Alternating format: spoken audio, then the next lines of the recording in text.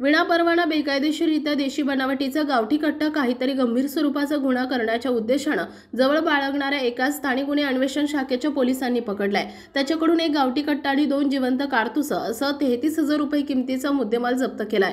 ही कारवाई नगर तालुक्यातील चिंचोडी पाटील येथे घडली आहे। याबाबतची माहिती अशी की आगामी लोकसभा निवडणूक 2024 च्या अनुषंगाने पोलीस अधीक्षक राकेश ओला यांनी स्थानिक गुन्हे शाखेचे पोलीस निरीक्षक दिनेश आहेर यांना नगर जिल्ह्यामध्ये अवैध अग्निशस्त्रे आणि हत्यारे बाळगणाऱ्या इसमांची माहिती काढून कारवाई करण्याबाबत आदेश दिलेत। या आदेशाप्रमाणे पोलीस निरीक्षक दिनेश आहेर यांनी स्थानिक गुन्हे शाखेतील पोलीस अंमलदार भाऊसाहेब काळे, रवींद्र करडिले, सचिन अडबल, संतोष खैरे, रणजित जाधव यांचे पथक तयार करून अवैध अग्निशस्त्र आणि हत्यारे बाळगणाऱ्या इसमांची माहिती काढून कारवाई करण्याबाबत पथकास मार्गदर्शन करून पथक रवाना केले होते।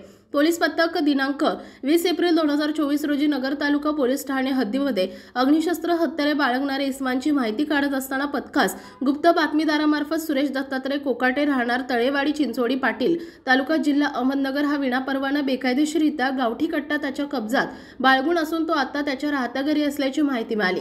पथकाने चिंचोडी पाटील गावामध्ये जाऊन मिळालेल्या माहितीच्या आधारे त्यातील इसमाच्या घरी जाऊन खात्री केली तेव्हा सदर घरासमोर एक इसम मिळून आला।